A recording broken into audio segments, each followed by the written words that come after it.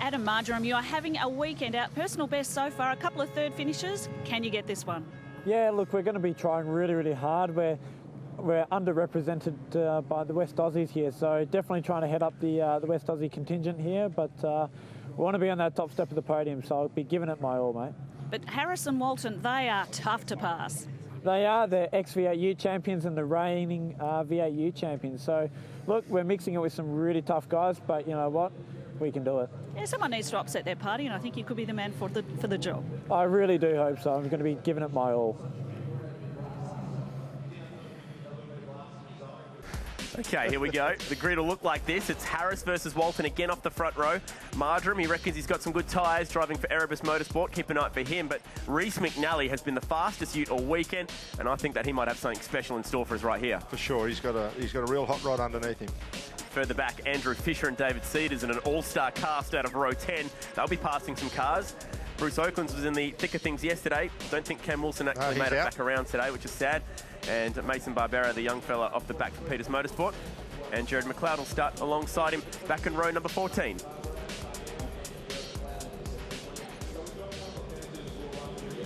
Set for the formation lap, final race of the weekend. Chance to get some heat into these Yokohama tyres. Vacant grid spot in the background is for Cam Wilson. Cam Wilson just cannot cut a break. No, I know what that feels like. We all go through those runs of bad luck, so, and then eventually it'll turn around. So motorsport's just like that. You just keep getting hit in the head, and whoever keeps getting up the most is the guys that survive. It all started with that nasty accident on the Gold Coast 2 seasons ago at his home race. Completely destroyed a ute there. He built a brand new one, brought it here, and rode it off in qualifying at this event last year. And now he's smashed up another one. And there was a local panel shop that said that they'll try and work through the night to get it fixed, but unfortunately it was a lost cause. And he was getting He wanted to race. He wanted to race. And it's like that, you know, Sunday morning, beautiful morning, and if you're into racing cars, what else could you be doing? People are out riding their push bikes, going for a walk on the beach. If you're into race cars, Sunday morning, going for a race around here, coolest thing you'll ever do. Jesus Racing, you trying to get some heat into the tyres. It's Andrew Fisher. How violent is that? The track should be pretty good. Like, temperature hasn't come up yet. Fully rubbered up from yesterday's V8 supercar action. We saw some really fast lap times in that. So we should see really good pace from all the utes this morning. Peter Burdett, who's kept his ute looking nice and straight this weekend, hopes to complete a third race in that kind of form. And Marjoram is the guy that's really just kept his nose clean all weekend. You know, he's nearly in enduro mode, isn't he? He hasn't had to put a mark on the ute, not a scratch, hasn't locked a tyre, and he could actually win this round if he's got some car speed and can jump the guys in front of him. He's been looking after his set of Yokohamas all weekend long, and now is the chance for that patience to pay off. We have you absolutely covered with all the onboards. This is Lee Nicolau, a rookie driver out of karting who's been using the onboard vision as a form of learning how to drive these utes even better. A lot of guys do that these days. They look at all the onboard. You know, you jump on a plane, you're flying here over here. I'm looking at all the kids on the plane. They're all got their iPads up, pretending they're driving around, learning the track. It's something we didn't do back in the day, but it's a massive tool and really works well. Lee Nicolau's engineer will be off on a bit of a whirlwind trip as well. He's going to be doing some open wheel testing in Sepang and also Fuji Speedway, and then he's off to Paul Ricard to do some work there. Nice. So even in the support categories, we're seeing the experience of experienced engineers helping out as the boys pull onto the grid. Roll lighten him up there. Obviously, he's got a bit of rubber to burn, so he's happy, but I don't think the killer is quite in that position. He's wounded a couple of tyres in qualifying, so he'll be just trying to hang on, I think. I think you're right. Chris Walton hurt some tyres and is about to feel the full effect of that. Lining up on the grid. Slowly but surely they get ready.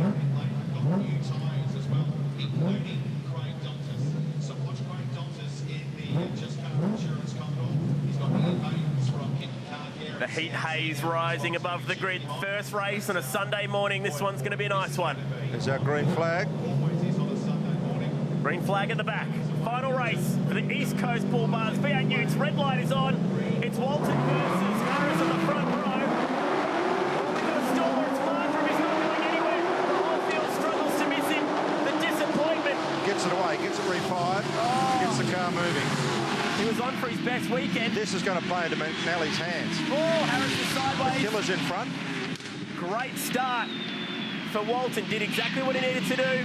He needs to defend his life right now from some fast guys behind him. And McNally's already into P4. Oh, it's a sideways car up Dontis. He'll have the inside sit at 5. Mediki, nice there. Just giving McNally some room. So a lot of respect from these front-running guys. Oh, there goes the respect. Because McNally's in a rush. He knows he's got a fast car and he needs to get around Dontis. He's got him cleared. And he does it. Use the bumpers, use the doors. Get it done nice and early. The Stratcoat Ute is inside the top 3. Marjoram trying to fight his way over the curbs. He'll be kicking himself. We're still too wide here, but McNally's going to have the line. Who's going to lift? McNally's up That the is inside. unbelievable through there. Someone's going to hit the fence. Dontis scrapes the blue paint off on the wall. It was always going to happen. I can't believe they even attempted that. Brave driving. James squeezing up the inside. He leads Rattling on the back of Mitaki's bumper. This is great racing.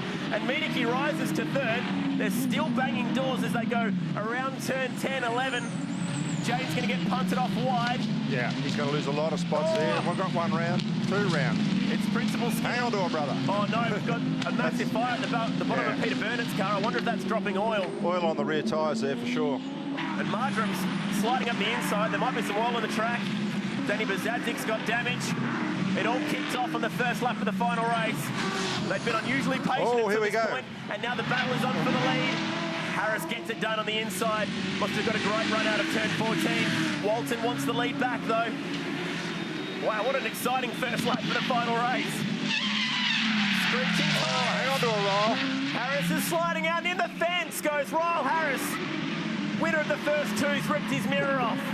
Medeki behind's got some damage on the left rear as well. Just couldn't get it stopped down there at turn 4. Gloves are off for the final race. Exciting stuff. This has given the Renko Ute the lead once again. McNally's back there in 4th. He just got caught up with a brawling pack down through turn 9. He's got the speed to get on with it. Yeah, there was just a lot of argy-bargy. Everyone trying to get that 3rd, 4th place. They knew the 2 guys in front were going to bolt, and someone wanted to be chasing them. Kim James had to box at the end of that lap, given the damage. Marjoram's managed to get his way back up to 9th at the moment, so he's... Nathan Pretty sneaking up to 5th, so it's the best he's gone all weekend. Yeah, he's been quiet. Must be hard adapting from flying through the air in the stadium truck and coming back to driving a ute. They're both pickups, but very different sorts of vehicles. All right, so it's the Auto 1 ute. Oh, he got moving and then it stalled it. He's trying to refire it, fires the motor up. Good thinking. That must be such a horrible feeling, sitting there waiting for what might be a grim destiny. Great start. Yeah, nice cruising. Get away. Got the jump on his old teammate, and here comes Marjoram's ute. Man, he's lucky. It's not a nice feeling. I've been rear-ended there before, sitting on the grid. Not cool. 2 wide through here is never going to work. I can't believe that wasn't worse, to be honest. Yeah. That's what queued them all up. The good thing about ute racing is if you hit the fence, it just straightens you back up again. Look. Boom, boom, away he goes. No worries. Mediki and this is where Mediki had a real good look.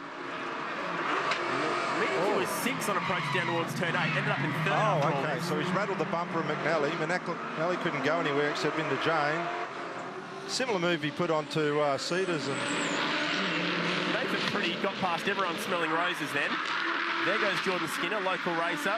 Peter Burnett with the flames out the bottom. Oil on the rear tyres there. This will give us a good look at it. Lee Nicolau trying to piece his way through.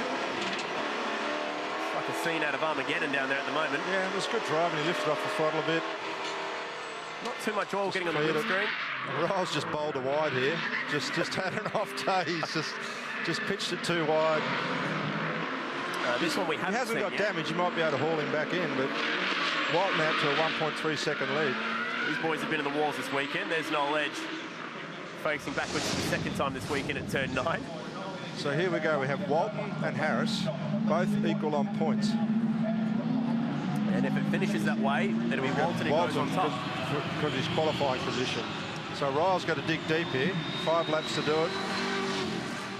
Slick Mediki with a bit of aero drag behind us. He'll be a bit slow on a straight line. Hopefully it doesn't come off and stay on the racing line. McNally looks like he might be a bit wounded. So over the curbs they hop. It's been an exciting start so far, but thankfully the boys look to have sorted it out halfway home in the final race.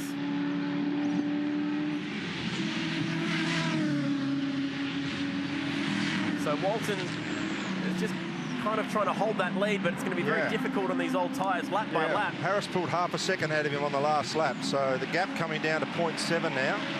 He's got enough time to get it done.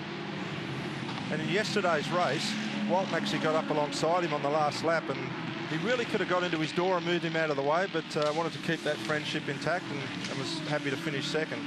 I don't think Ryle's got the same opinion. If they finish the way they are right now, which is extremely unlikely given the nature of the sport. I love watching these guys through turn 8. It's a different attitude to every other car they've got there. They tip it in and balance it on the throttle and drift it through. Well, we've got local yellows down here. And unfortunately, Kovacs. So that car's out of the way, local yellows, but it does stop a passing opportunity going into 9. They might retract those yellows in a few laps once everyone's aware of the danger. He's closing right in now.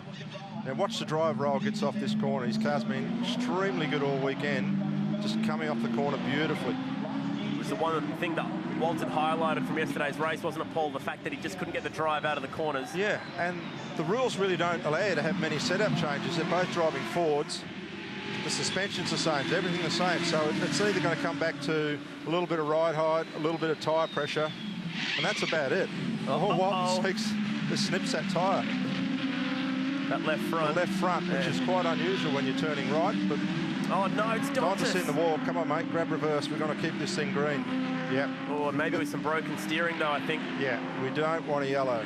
Because he'd be right hand down right now. Oh, no. We're going to get a yellow. We're going to get one here. Well, this will definitely bring it out. I'll make the fat stick. He's been a busy man this weekend, and Fane's involved with this one. Oh, the finger pointing is on. So he should be trying to grab reverse now and just get out of there. I think he's too busy playing the blame game at the moment, and that will bring out the safety car. And this will bunch the pack up. Probably good news for Marjoram, who needed to catch up to everyone else. Yeah, so hopefully we can get this thing tidied up quickly. We've got sort of 7.5 minutes to run. I don't know why he's getting out of the car, man. I reckon if he got in, now I know why he's getting out of the car. I've had that happen to me, actually. I was going to say, you might have some advice from him in this situation, Paul. The do's and don'ts. Yeah, I had Tony Longhurst through my window once throwing a few haymakers. It was pretty funny. Did he land any? Yeah, but I had my helmet on, so it didn't matter. Who really loses a fight in that situation? Yeah. Thankfully, Fane's going to walk away. I don't think there's that much wrong with that car. Like, pretty sure these things are pretty strong. He could have just grabbed reverse, got out there. Local yellow here, and we could have kept racing. It's also going to make it pretty awkward to move now. Oh, yeah. Oh man, we're not going to go green here. That's pushed that wall back a lot.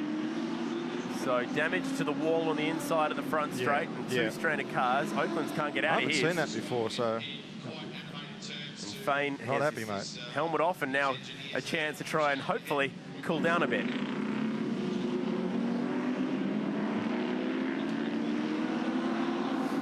So a remarkable dent on the front straight wall, courtesy of Oaklands and Fane getting together. There was certainly no doubt in Fane's mind who was at fault in this accident. Yeah, and it's right where the gate is to the opening. So you can see the gate, the metal gate there for the opening of the letting people on the grid.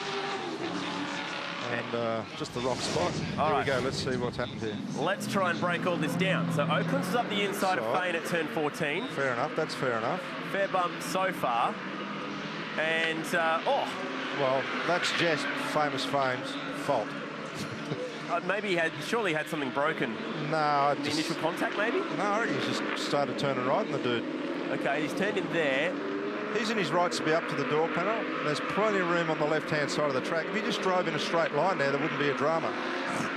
What tends to happen when you run a lot of camber on the front of these cars, the tyres can actually grab and they pull into each other and just take you straight to the fence. So even... It's hard to see what his hands are doing there. Jeez, it was a nasty impact. So the initial contact was nowhere near the front wheels. So I don't think there's any broken steering or anything. He's just sort of come over to go, hey, you gave me one coming into the corner, I'm going to give you one going out. Do you get the feeling something else has happened half a lap before all this? Nah. I've actually had this very similar accident happen. very similar to what happened with me and Tony Longhurst. We actually the cam of the car's run, you actually rub wheels, and it broke a steering clevis on my car, and it looked like I was turning down on him. We both ended up in the fence. So there is the view inside race control as they all scratch their head as to how we're going to work our way through this one. No, they won't. They'll maintain speed. Okay, David to Craig, just confirming. Safety car will make... It's always a cast of thousands in there. Do you and Tony ever talk about that great moment back in the early 90s? Yeah, we sorted it out that afternoon. Like, if anyone knows Tony, he's got a pretty short fuse, so yeah, we were there. Frank Gardner sorted it out pretty quickly. It didn't take much sorting out once he got involved. We do miss No Baloney Tony. He actually ran in the V8 Ute Series not too long ago. And at the moment, Chris Walton is on for a series victory here in terms of the round if we don't get back to racing, although we are. We're going to leave the 2 cars there and potentially drop the hammer. No, we're going to get the checkered flag this time we'll finish under yellow, which is a shame because Ryle was on a charge. So Walton is actually going to take the event win. It looks so unlikely coming into it. A mistake from Harris at turn 4 gives it away. And George Miedeke will finish 3rd on the podium. So the 2 great mates, best of mates, raced each other hard all day, all weekend. Can go and have a beer tonight. They're both equal on points and clean the slate and go to the next round and put the gloves back on. And there are the 2 stranded cars in the background. I get the feeling it's going to be a Walton v Harris show a few times this year, but Marjoram showed some good speed, so did Dantas, Miedeke, McNally. But Nick will be happy with that points haul, first round. Absolutely. He's made the switch over to Matt Stone Racing, so 2 Matt Stone Racing cars on the podium. On the podium, so that's good for Matt. And Peters Motorsport doing a great job once again, getting the Renko Ute to the top. A great example of sometimes you just need to be smart about your racing, even on old tyres. He's consolidated a win. Very, very impressive for Chris Walton. Equal on points, but will take the victory courtesy of finishing higher in the last race of the weekend, being this race 3. And that was as exciting as you'd expect it to be with the East Coast Bull Bars V8 Utes. That's how they'll finish up behind the caution flag. Walton from Harris and Miedeke, that's how they'll also stand on the podium. McNally consolidated well to drive to 4th after problems in the qualifying race. Yeah, it was good. Adam Beechey with a personal best finish of 6th in this race. Might add, we've seen Norm Beechey, the star from the 60s, getting around the track this weekend. That's cool. Very cool. Go get an autograph. Jared McLeod. Jared McLeod got himself up to 12th off the back row. That is cool because he was in the wars last night, got a big touch up from the stewards, shook it off, went and did what he likes to do, is race his car, and did a good job of it, so he can drive home proud tonight. Well, that was very exciting.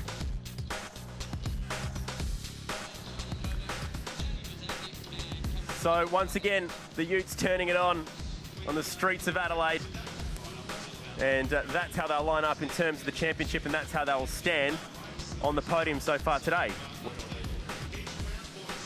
Nathan Pretty will finish up in 6th, and the championship picture will go on. Reece McNally, by the way, got himself 3 points for getting pole position